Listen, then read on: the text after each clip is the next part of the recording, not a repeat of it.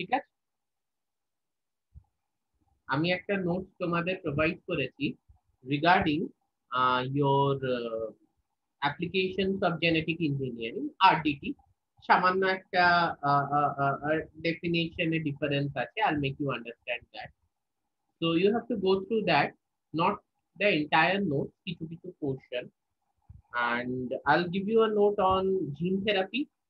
দুটো দেব, পড়ার সময় কোন কোন পড়ানোর সময় কোন কোন জায়গাগুলো পড়ানো হবে সেটা আমরা দেখে নেব, কোনো অসুবিধা কিছু হবে না।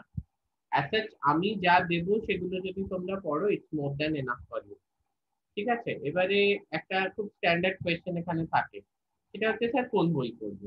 এবার যদি তুমি আমাকে জিজ্ঞেস করো স্যার কোন বই পড়বো, আমি বলবো যে তোমাকে ব্রাউন পড়তে হবে, এবং মানে টিএ ব্রাউনের বই পড়তে হবে, এবং আরেকটা হচ্ছে গিয়ে আহ পাস্তারনাক তোমরা কোথা থেকে পাবে আমি জানি না।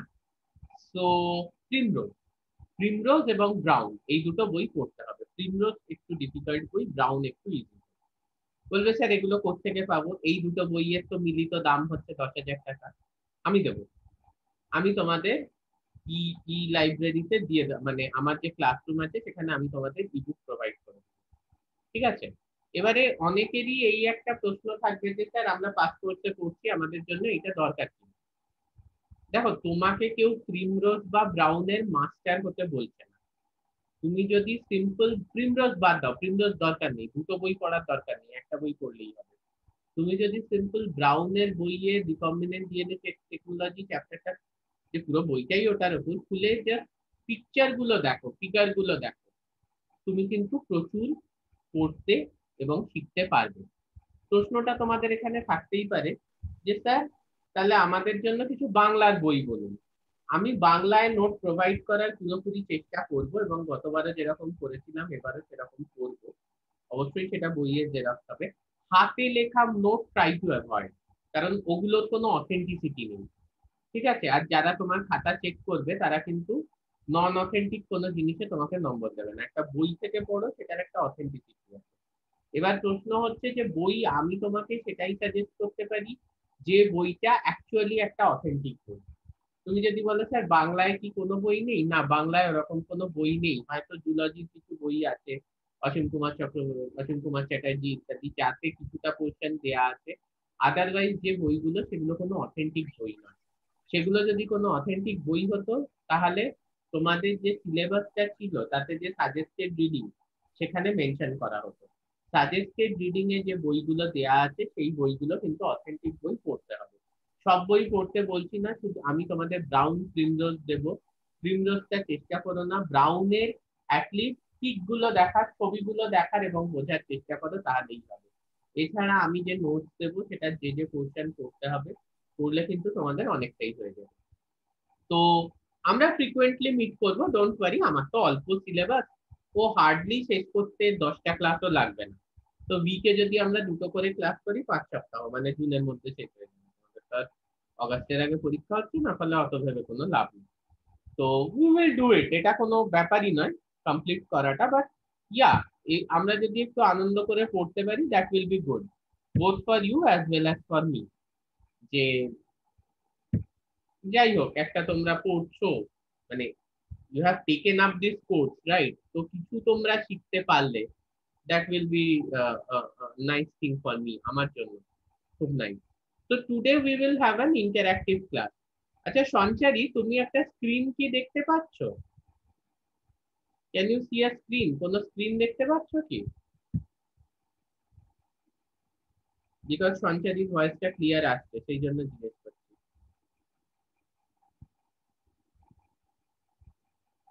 সঞ্চারী, যে কেউ বলো, লক্ষ্মী বলো, সঞ্চারী বলো, বা সুগাতা, যে হ্যাঁ আছে। স্যার, দেখা যাচ্ছে। দেখা যাচ্ছে তো? কি লেখা আছে? স্যার কিছু তো কলোনিজ ইনটু এ প্লাজমিড, ওইটার ক্লোন পিকচার গুলো ক্লোন এসছে।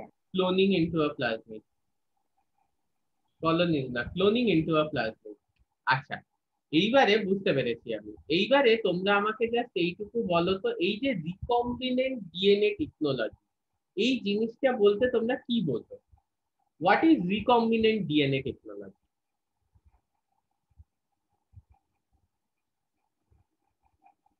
মানে স্যার ডিএনএ এর মধ্যে বাইরে থেকে কোনো জিন তোমার নাম প্রবেশ কি? করানো, ওটাই।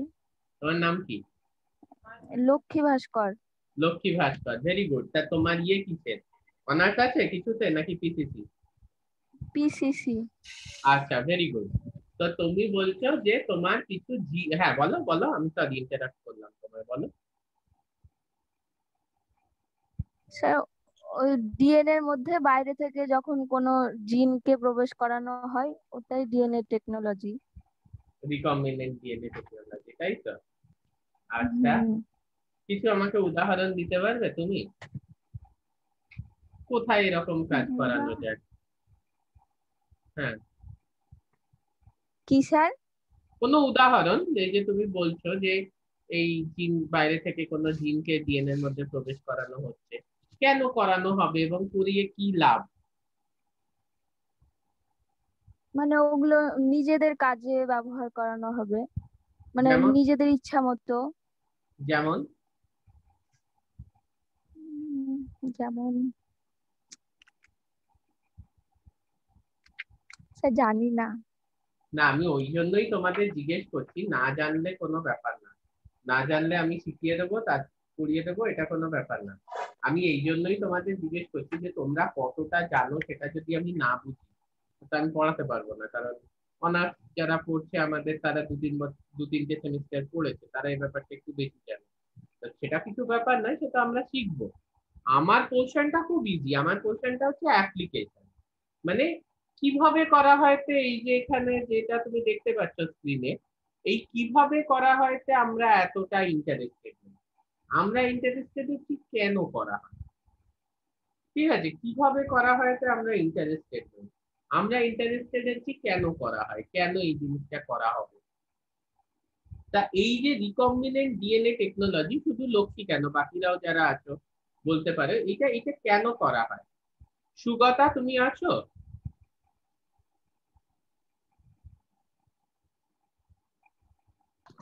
হ্যাঁ স্যার।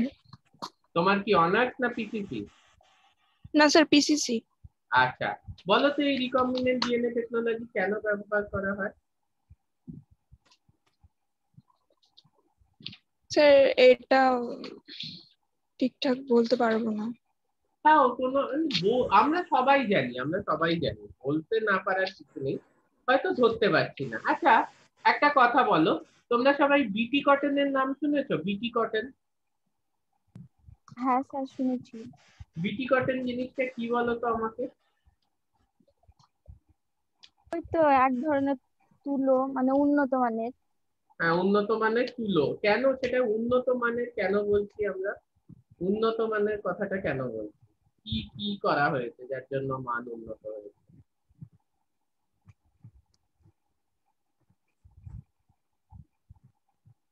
হুম? স্যার জানি না। আচ্ছা, এইটা জানো, বাজারে এমন টমেটো আছে যে টমেটো তুমি তুমি এমনিতে তুমি তুমি কি লক্ষ্মী বলছো? হ্যাঁ স্যার। আচ্ছা, বলছি যে রান্না করতে পারো, রান্না? স্যার অল্প অল্প পারি। অল্প অল্প পারো। তো বাজার থেকে একটা টমেটো আনলে, এনে সেটাকে এমনি রেখে দিলে বাইরে, বা কেটে বাইরে রেখে দিলে কতদিন ঠিক থাকবে? স্যার মোটামুটি ওই 4-5 দিন থাকবে। আচ্ছা, 4-5 দিন ঠিক থাকবে, তারপরে পচে যাবে। তুমি জানো এরকম অনেক টমেটো আবিষ্কার করা হয়েছে, যে টমেটো গুলোকে বলা হচ্ছে ফ্লেভার সেভার টমেটো। ফ্লেভার সেভার টমেটো, এই ফ্লেভার সেভার টমেটো তুমি বাজার থেকে আনলে, তো এবার এনে তুমি টমেটোটাকে রেখে দিলে, কোনো ফ্রিজে রাখতে হবে না, এমনি বাইরে রেখে দিলে, রান্নাঘরে ঝুড়িতে রেখে দিলে, 1 মাসে কিচ্ছু হবে না, টমেটো টমেটোর মতো থেকে যাবে। এইরকম ওয়েদারে, এখন যেরকম কলকাতায় 40 ডিগ্রি টেম্পারেচার, এইরকম 40 ডিগ্রি টেম্পারেচারে থেকে যাবে, 1 মাস কিচ্ছু হবে না। এ কিভাবে সম্ভব হচ্ছে, ঠিক আছে? আচ্ছা, আহ, আহ, আহ, আহ, আরেকটা জিনিস বলো, যে আমাদের তো, আমরা জানি যে আহ, আমাদের যে কৃষি, হ্যাঁ, কৃষি কাজ যেটা, সেটা খুবই বৃষ্টির ওপর নির্ভরশীল, তাই তো? কারণ এখনো আমাদের ইরিগেশন বা সেচ ব্যবস্থা কিন্তু সেইভাবে হয়নি, মানে সব জায়গায় অতটা ডেভেলপ হয়নি। তো এইটা কিন্তু একটা সমস্যা, বিশেষ করে ভারতবর্ষে। এবার আমরা জানি এইসব নিয়ে অনেক সিনেমাও হয়েছে। তোমরা লাগান দেখেছো? লাগান, আমির খানের সিনেমা লাগান,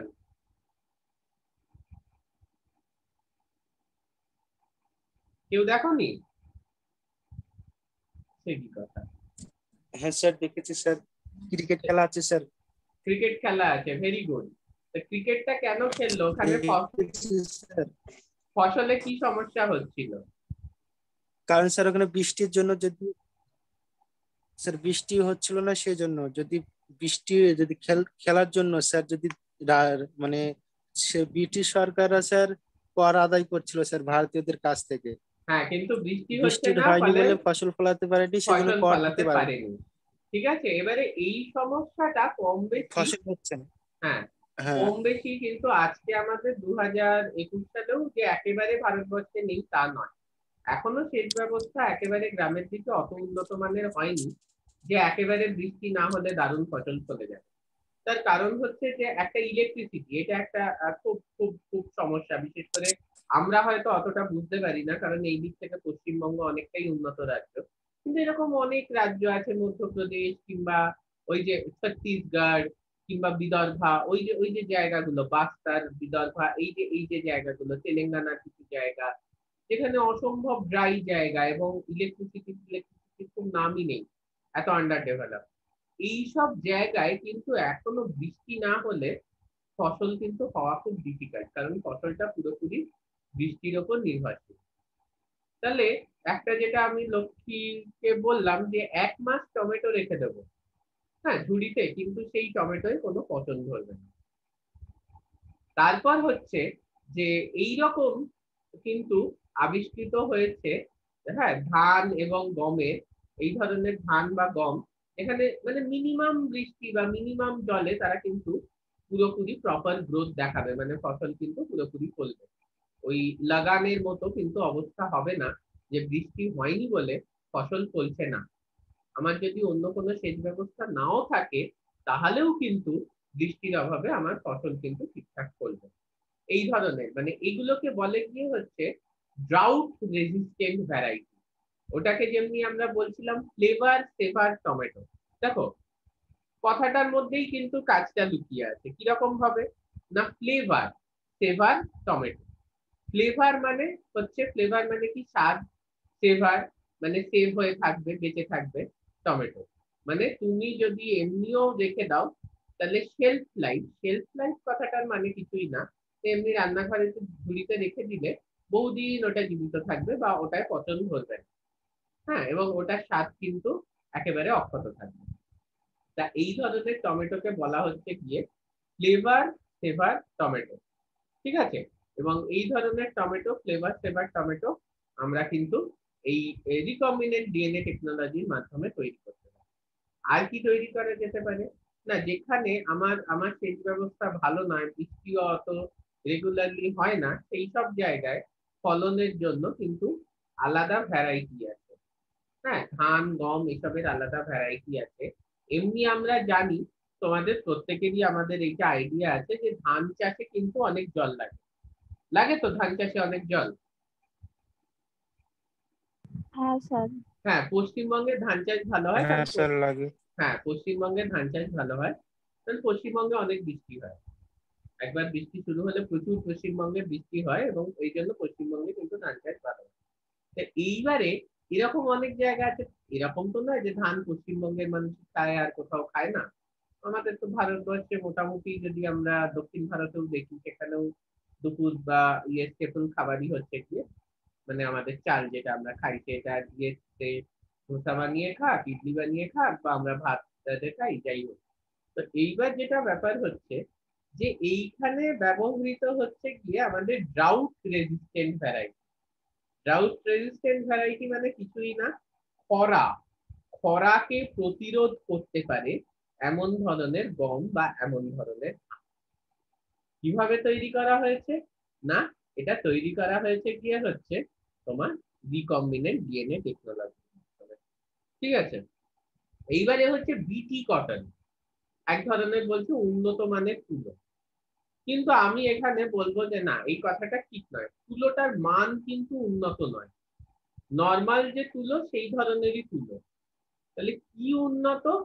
ওটার ইল্ড, যেটা কতটা তৈরি হচ্ছে তুলো, কৃষিতে তুমি যখন বীজ বপন করছো তারপরে কতটা উৎপাদন হচ্ছে, উৎপাদন কিন্তু অনেক বেশি। কেন না, তুলোর উৎপাদন কমে যায় কেন? এটা কেউ আমাকে বলতে পারবে তোমাদের মধ্যে যে তুলোর উৎপাদন কেন কমে যায়?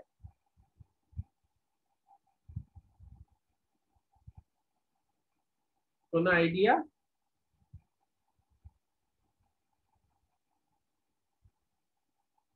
স্যার পতঙ্গ আক্রমণের ফলে। একদম ঠিক, একদম ঠিক, পতঙ্গ আক্রমণের ফলে তুলোর উৎপাদন কমে যাওয়ার প্রধান কারণ হচ্ছে পতঙ্গের আক্রমণ। ঠিক আছে, এই ধরনের যে কীট বা পতঙ্গের আক্রমণ, এই কীট বা পতঙ্গের আক্রমণ থেকে বিটি কটন বাঁচিয়ে দেয়। বিটি কটনকে কিন্তু যদি কোনো কীট বা পতঙ্গ খেতে যায়, তাহলে সেই কীট বা পতঙ্গই মরে যাবে।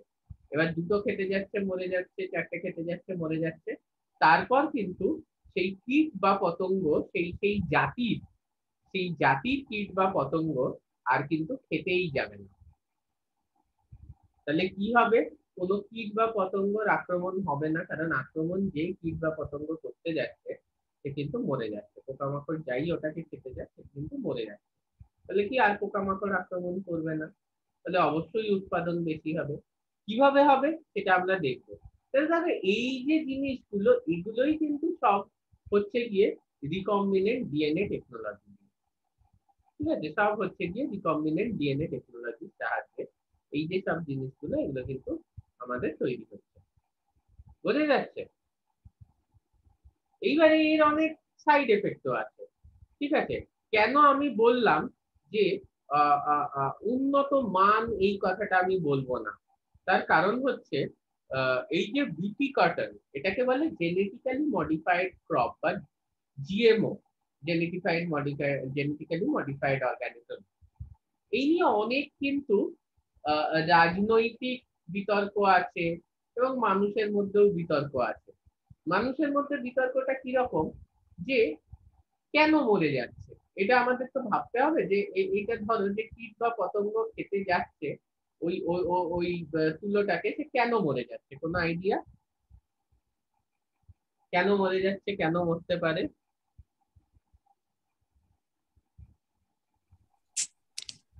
স্যার কীটনাশক জন্য কীটনাশক দেওয়া হয়েছে।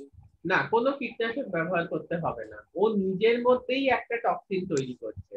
যে টক্সিনটা যেই কীট বা পতঙ্গকে খেতে যাচ্ছে, তাহলে ওর মধ্যে ঢুকে যাচ্ছে এবং কীট বা পতঙ্গটা মরে যাচ্ছে। ঠিক আছে, একটা টক্সিক জিনিস, এটা বিষ। ওই ওই গাছের মধ্যেই, তুলোর মধ্যেই এমন একটা বিষ তৈরি হয়েছে যে যে মুহূর্তে কোনো কীট বা পতঙ্গ খেতে যাচ্ছে ও মরে যাচ্ছে। ফাইন। এইবার তুমি বলবে যে ঠিক আছে, তুলো দিয়ে জামা কাপড় তৈরি হয়, আমি জামা কাপড় পরছি, কোনো অসুবিধা নেই। কিন্তু বিটি ব্রিঞ্জল, ওই সেম। বিটি ব্রিঞ্জল মানে কি? বেগুন। হ্যাঁ, বিটি মাস্টার্ড, মাস্টার্ড মানে কি? সর্ষে। এইবার তুমি বলবে যে ঠিক আছে, তুলোর মধ্যে বিষ তৈরি হচ্ছিল, পোকামাকড় খেতে গিয়ে মরে যাচ্ছে, সেই তুলো দিয়ে আমি জামা কাপড় বানিয়ে পরছি, আমার অসুবিধা নেই। কিন্তু সেই বিষ বেগুনের মধ্যে তৈরি হচ্ছে, পোকামাকড় খেতে গিয়ে, বেগুনটাকে খেতে গিয়ে পোকামাকড় মরে যাচ্ছে। তা আমি যখন বেগুনটা খাচ্ছি, তা আমিও তো, আমারও তো শরীরে, মানে আমি মরে না গেলেও আমার শরীরেও তো সেটা একটা মানে বিষটা ঢুকছে।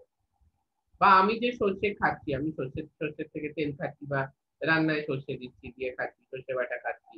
তা এই যে বাঙালিরা তো মাছ রান্নায় খুবই সর্ষে বাটা ব্যবহার করে, তাহলে এই যে আমি খাচ্ছি সর্ষেটা, এর মধ্যে তো ওই বিষটা আছে, যেটা আমি রিকম্বিনেন্ট ডিএনএ টেকনোলজির সাহায্যে ঢুকিয়েছি। তাহলে এই বিষটা খেলে তো মরে যাবে, আর আমারও শরীর খারাপ হবে। বোঝা যাচ্ছে ব্যাপারটা? কারোর কোনো ডাউট থাকলে জিজ্ঞেস করো। এইরকম কিন্তু একটা সমস্যা, হ্যাঁ, এই ধরনের একটা সমস্যা কিন্তু দেখা দিয়েছিল। যে কি হচ্ছে ব্যাপারটা নিয়ে, মানে কিন্তু লোকজন কিন্তু খুব ক্লিয়ার ছিল না যে হোয়াট ইজ অ্যাকচুয়ালি হ্যাপেনিং। এই ব্যাপারটা নিয়ে কিন্তু একটা খুব গভীর সমস্যা দেখা দেয়, যে আদেও কি এই ধরনের ইউজ করা উচিত না উচিত না। এবার যদি উন্নত মানের হয়, হ্যাঁ বলো। এবার যদি উন্নত মানের হয় জিনিসটা, খুব ভালো কথা। তাহলে কি হচ্ছে, এই কেউ একটা অন করে রেখেছে, mute করো। এবার যদি উন্নত মানের হয় জিনিসটা, তাহলে কি ব্যাপারটা হচ্ছে, তাহলে যে যে চাষি এটাকে ব্যবহার করছে সেই চাষি কিন্তু তার উৎপাদন বেশি হচ্ছে, তার লাভও কিন্তু বেশি হবে। ঠিক আছে, কেউ অন করে রেখেছে, একটু মিউট করো নিজেকে। দাঁড়াও আমি করে দিচ্ছি।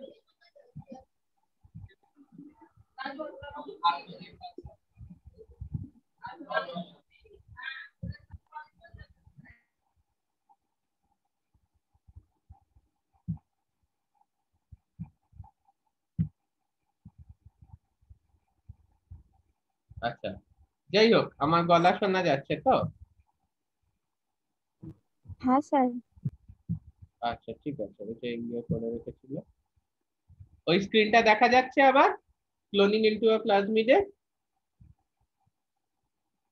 হ্যাঁ স্যার। আচ্ছা, যেটা আমি বলতে চাইছি তোমাদেরকে, যে উন্নত মান আমি কেন মানতে রাজি নই, সেই কথাটাই আরেকবার তোমাদের বলি। ব্যাপারটা হচ্ছে, দেখো, যদি উন্নত মানের হতো তাহলে মোটামুটি আমাদের তুলোর চাষ কোথায় করা হয় একটু বলতে পারবে? বেসিক জেনারেল নলেজ জিজ্ঞেস করছি, তুলোর চাষ কোথায় করা হয়?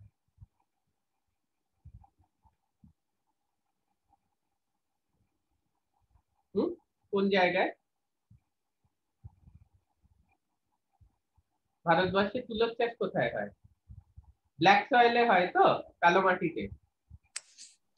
কোথায় আছে? মহারাষ্ট্র, গুজরাট, ছত্তিশগড়, হ্যাঁ স্যার, কালো তেলেঙ্গানা। মাটিতে তো। হ্যাঁ, কালো মাটিতে হয় তুলোর চাষ। মহারাষ্ট্র, গুজরাট, ছত্তিশগড়, তেলেঙ্গানা ওই জায়গায় আছে। তো মেনলি দেখা যাচ্ছে এই যে বিটি কটন, এই চাষটা হয়েছে মহারাষ্ট্র, ছত্তিশগড়, ওই জায়গাটা একটা বর্ডার জায়গা আছে যেটাতে আমরা বলি বিদর্ভা, বিদর্ভা রিজিয়ন। এই বিদর্ভায় কিন্তু খুব বিটি কটন চাষ হয়েছিল। কিন্তু দেখা গেছে যে ওই জায়গায় বিটি কটন চাষ করার পরে কৃষকের আত্মহত্যার হার সব থেকে বেশি। কৃষকের আত্মহত্যার হার সব থেকে বেশি গিয়ে হচ্ছে ওই জায়গায়। তাহলে কি এমন ঘটলো বিটি কটন চাষ করতে গিয়ে যে এত চাষিকে আত্মহত্যা করতে হলো, বা যারা বিটি কটন চাষ করছে না সেই রকম চাষিদের আত্মহত্যা করতে হলো? আমরা সেই নিয়েও একটু দেখবো। ইন্টারেস্টিং জিনিস, খুব ইন্টারেস্টিং জিনিস। ঠিক আছে, এইবার আরেকটা জিনিস আমরা দেখি, যেটা এখন তোমরা প্রত্যেকেই জানো বা শুনেছো, সেটা হচ্ছে গিয়ে যে ভ্যাকসিন। ভ্যাকসিন। তা এই ভ্যাকসিনের ব্যাপারে তোমরা সবাই জানো। আমি তোমাদের প্রশ্ন করব, এই মুহূর্তে পশ্চিমবঙ্গে কি ভ্যাকসিন পাওয়া যাচ্ছে, বা তোমাদের মধ্যে কেউ ভ্যাকসিন নিয়েছো?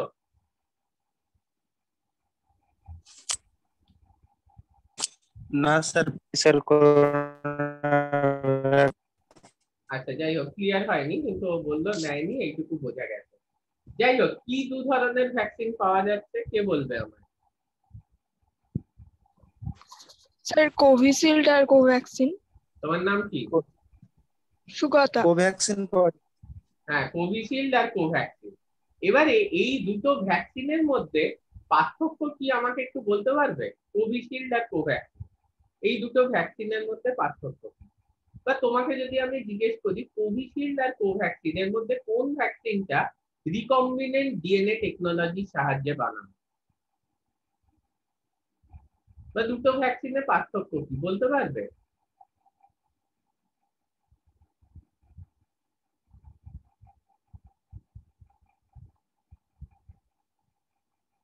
আচ্ছা, আমি বলছি, শোনো। তোমরা ছোটবেলায় ভ্যাকসিন নিয়েছো? কেউ নাওনি ভ্যাকসিন? কি হ্যাঁ স্যার, নিয়েছি। নিয়েছো তো? হ্যাঁ এইবারে স্যার, নিয়েছি। Very good. আমাকে একটা কথা বলো, ভ্যাকসিনটা কিভাবে নিয়েছো? এটা কি ওই হাতে কেটে, ওই হাত কেটে যেভাবে আমাদের ছোটবেলায় দিত ওই রকম? মানে তোমরা তো অনেক ইয়াং, ফলে আমি জানি না তোমাদের সময় ভ্যাকসিনেশন কিভাবে হয়েছে। স্যার বাঁ হাতে দিয়েছিল স্যার, ইঞ্জেকশনের মাধ্যমে। বাঁ হাতে দিয়েছে স্যার, কোনো দাগ আছে? বাঁ হাতে দিয়েছে, এখনো দাগ আছে, মানে আমাদের সময়কার ভ্যাকসিনেশন। ঠিক আছে, এইটা হচ্ছে গিয়ে একেবারে আমাদের সময়কার ভ্যাকসিনেশন, হ্যাঁ স্যার। যেটা হচ্ছে আমাদের কোভ্যাক্সিন। মানে এখানে কি করবে, তোমার বাঁ হাতে কাটবে, এরকম গোল একটা দাগ সারা জীবনের থেকে যাবে। ওই যে তোমার জীবাণুটা যেটা অসুখের জন্য রেসপন্সিবল, সেটাকে নিষ্ক্রিয় করে তোমার শরীরে ঢুকিয়ে দিচ্ছে। তার মানে কোভ্যাক্সিনে কি করছে, করোনা ভাইরাসটাকে নিষ্ক্রিয় করে তোমার শরীরে ঢুকিয়ে দিচ্ছে। এবার নিষ্ক্রিয় করে ঢুকিয়ে দেওয়ার মানে কি, যে ওটা কিন্তু আর কোনো ধরনের ইনফেকশন করতে পারবে না, কিন্তু তোমার শরীরে কিন্তু অ্যান্টিবডি তৈরি করবে, এবং তার থেকেও বড় কথা মেমোরি সেল তৈরি করবে। এবারে অ্যান্টিবডি তৈরি করছে, মেমোরি সেল তৈরি করছে, এটা কি করে বোঝা যাবে?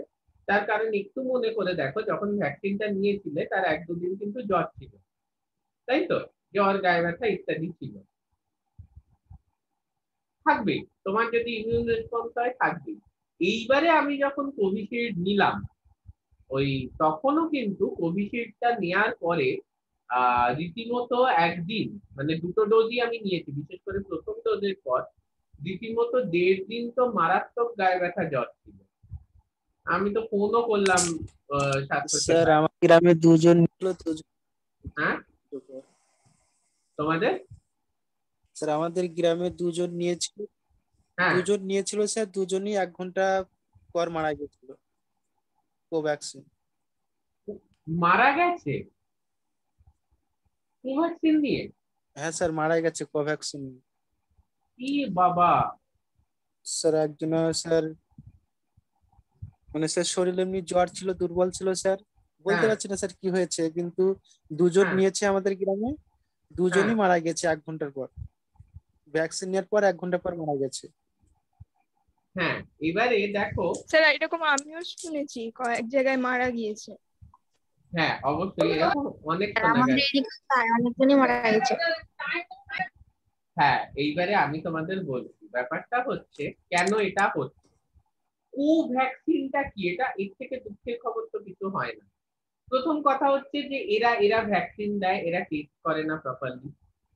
ঠিক আছে, তড়িঘড়ি একটা ভ্যাকসিন বার করে দিয়ে দিতে হবে মানুষকে, তাই জন্য কোনো টেস্টিং, কোভ্যাক্সিন তো আমাকে তো অনেকে জিজ্ঞেস করেছে কোন ভ্যাকসিন নেব, মানে আমাদের তো নিতেই হয়েছে ভোটের ডিউটি করতে যাওয়ার আগে। তো ভোটের ডিউটি করতে যাওয়ার আগে মানে সব টিচার আমাকে জিজ্ঞেস করছে কোন ভ্যাকসিন নেব। আমি বলেছি কোভিশিল্ড নাও, কোভ্যাক্সিন নিও না, কারণ কোভ্যাক্সিন কোনো টেস্টেড ভ্যাকসিন নয়। ঠিক আছে, এরকম পলিটিক্যাল কথা বলা উচিত না ক্লাসে, ওটাকে আমি মোদি ভ্যাকসিন বলি। ওই যে বার করতে হবে তো যাও বার করে দিলাম। এবার ওটা কতটা টেস্টেড, ওটার কি আদেও কোনো কার্যকারিতা, মানে ভ্যাকসিন তো ওইভাবে বেরোয় না, ভ্যাকসিনের অনেকগুলো ক্লিনিক্যাল ট্রায়াল হয়, সেই ট্রায়ালের পর সাকসেসফুল হলে ভ্যাকসিন বেরোয়। এবার ওইটা হচ্ছে আমাদের ছোটবেলাকার ভ্যাকসিন, মানে কি, আমি করোনা ভাইরাসটাকে নিষ্ক্রিয় করে তোমার শরীরে ঢুকিয়ে দিলাম। এবার কি হবে, জ্বর আসবে, প্রচুর রিয়াকশন হবে। কিন্তু রিকম্বিনেন্ট ডিএনএ টেকনোলজি যে ভ্যাকসিন বানায়, যেটা আমরা পড়বো, এই যে ইন ফার্মাসিউটিক্যাল একটা তোমাদের টপিক আছে না, recombinant DNA technology in pharmaceutical industry, সেই ভ্যাকসিন কিন্তু অন্য হয়, সেটা হচ্ছে গিয়ে কোভিশিল্ড।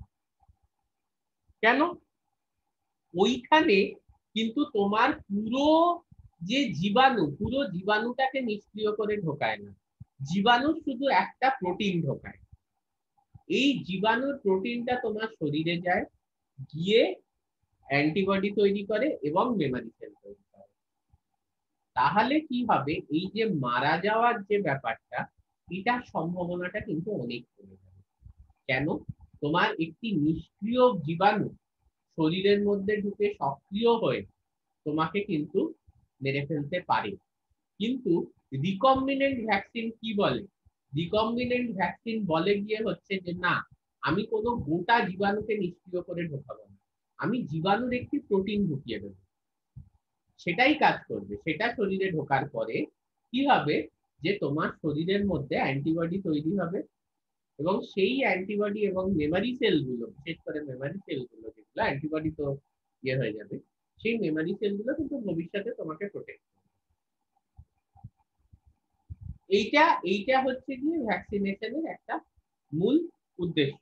এইবারে কোভিশিল্ডে কি করা হয়েছে, কেন কোভিশিল্ড রিকম্বিনেন্ট ভ্যাকসিন, এখানে কিন্তু পুরো করোনা ভাইরাসকে নিষ্ক্রিয় করে ঢোকানো হচ্ছে না কোভ্যাক্সিনের মধ্যে।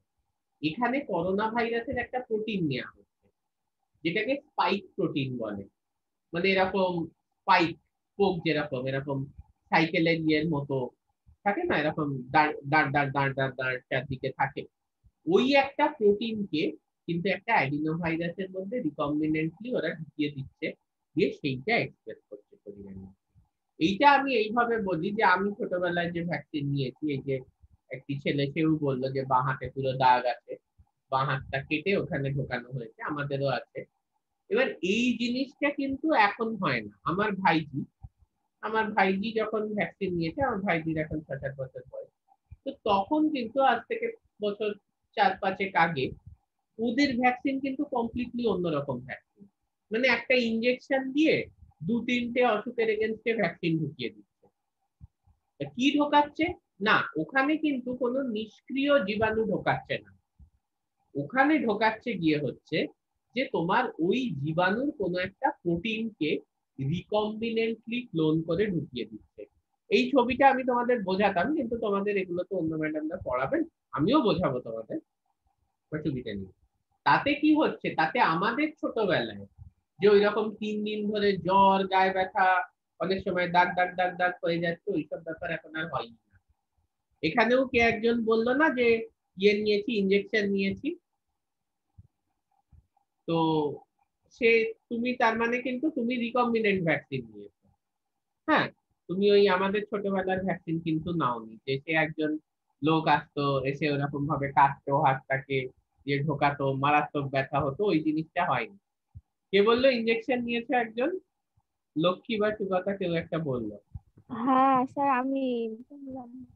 হ্যাঁ, তো তোমার কি অত জ্বর অত ব্যথা কিন্তু হবে না, মানে যতটা ওই যে আরেকটি যে ছেলে বললো বাঁ হাতে ভ্যাকসিন নিয়েছিল, ওর বা আমাদের যেরকম হয়েছে অতটা কিন্তু হবে না। কারণ রিকম্বিনেন্ট ভ্যাকসিন খুব সুন্দর ভ্যাকসিন, সেখানে শুধু প্রোটিনটা ঢুকিয়ে দেওয়া হচ্ছে, প্রোটিনটা শরীরের মধ্যে ঢুকবে এবং অ্যান্টিজেন অ্যান্টিবডি, এই অ্যান্টিবডি তৈরি করবে এবং মেমোরি সেল তৈরি করবে। তো এইটা হচ্ছে গিয়ে আরেকটা রিকম্বিনেন্ট ডিএনএ টেকনোলজি, কিন্তু এইটা একটা আরেকটা অ্যাপ্লিকেশন। তো এই ধরনের বিভিন্ন অ্যাপ্লিকেশন যেগুলো ধরো মেডিসিনে আছে, কিংবা এই ক্রপ প্রোডাকশনে আছে, এই মানে এগ্রিকালচার কৃষি কাজে বা মেডিসিনে ইত্যাদিতে আছে। আমি তোমাদের একটা জিনিস জিজ্ঞেস করি লাস্ট ক্লাসটা শেষ করার আগে, তোমরা আনন্দমোহন চক্রবর্তীর নাম শুনেছো? আমাদের বাঙালি বায়োটেকনোলজি, পুরো বিশ্ববিখ্যাত, এই কয়েকদিন আগে মারা গেলেন, ১ বছরও হয়নি মারা গেছেন। শুনেছো কেউ আনন্দমোহন চক্রবর্তীর নাম? আমেরিকায় একটা বড় ইউনিভার্সিটিতে রিসার্চ করতেন, বিশ্ববিখ্যাত বায়োটেকনোলজিস্ট, আমাদের বাঙালি বিজ্ঞানী। উনি একটা সুপার বাগ আবিষ্কার করেছিলেন।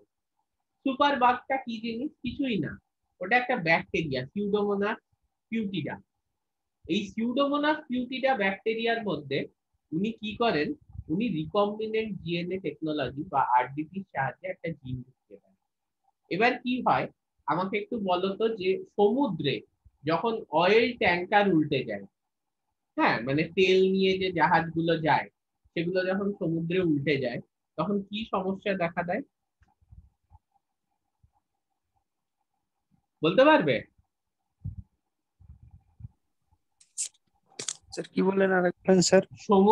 সমুদ্র দিয়ে এই যে তেলের যে জাহাজগুলো ধরো আরব দেশের থেকে আমেরিকা বা কোথাও নিয়ে যাচ্ছে, উল্টে গেল, এরকম অনেক হয়েছে যে উল্টে গেছে বা বিয়ে হয়েছে কোনোভাবে, একটা বিশাল সমস্যা দেখা যায়। সেটা হচ্ছে সমুদ্রের জলের উপর তেলের একটা পরত বা একটা আস্তরণ পড়ে যায়। এই পরত বা আস্তরণ তেলের পড়ে গেলে তাহলে ওটার তলায় যে তোমার যে সামুদ্রিক যে জীবজন্তু এবং উদ্ভিদ ইত্যাদি আছে, তারা কিন্তু আস্তে আস্তে মরে যেতে শুরু করে।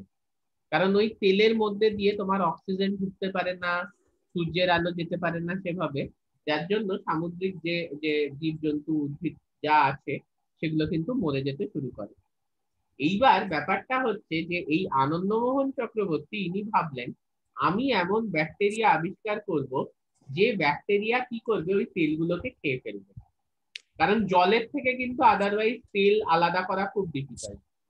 বাড়িতে হাফ গ্লাস জল নিও, একটু তেল ফেলে দিও, তার উপর দেখো ওইটা থেকে জলের থেকে তেল আলাদা করা খুব ডিফিকাল্ট, তেল সবসময় জলের উপর ভেসে থাকবে। তো এইটা উনি ভাবলেন যে না, আমি এই ব্যাকটেরিয়াটা এইভাবে রিকম্বিনেন্ট ডিএনএ টেকনোলজির সাহায্যে উনি একটি সুপার বাগ বা সিউডোমোনাস কিউটিডা বলে একটি ব্যাকটেরিয়া আবিষ্কার করলেন, যে ব্যাকটেরিয়া তেল খেয়ে নেয়, তেল খেয়ে নেয়। এবং সমুদ্রে যে জায়গায় তেলবাহী জাহাজ উল্টে গিয়েছিল সেই জায়গায় উনি ব্যাকটেরিয়া ছেড়ে দিলেন। তাহলে তেলবাহী জাহাজ উল্টে যাওয়ার জন্য সমুদ্র জলের উপর যে তেলের পরত পড়ে গিয়েছিল, এবার ওই ব্যাকটেরিয়া গুলো কি করলো, তেলটা খেয়ে নিল এবং সমুদ্রের জলটা কিন্তু পরিষ্কার হয়ে গেল। এরকম বিভিন্ন ধরনের ব্যাকটেরিয়া আরো রিকম্বিনেন্ট ডিএনএ টেকনোলজির সাহায্যে আবিষ্কার করা হয়েছে, যেটা প্লাস্টিককে খেতে পারে। তারপরে মুর্শিদাবাদের একটা সমস্যা তোমরা জানোই, আর্সেনিক, জলে আর্সেনিক, মাটিতে আর্সেনিক, আর্সেনিককে খেয়ে ফেলতে পারে। এরকম বিভিন্ন ব্যাকটেরিয়া আর কি আবিষ্কার করা হয়েছে। আমি একটা আর্সেনিককে খেয়ে ফেলতে পারে এরকম ব্যাকটেরিয়া আবিষ্কার করেছি। তা এই নিয়ে আমরা আবার নেক্সট ক্লাসে ডিসকাস করব। আমি জানিয়ে দেবো নেক্সট ক্লাস কবে হবে। এখন 1 মিনিটের কম সময় আছে, আজকে আমরা এখানেই শেষ করছি। কোনো প্রশ্ন থাকলে অবশ্যই হোয়াটসঅ্যাপে করো, আমি অবশ্যই উত্তর দেবো। ওকে, অল দ্য বেস্ট।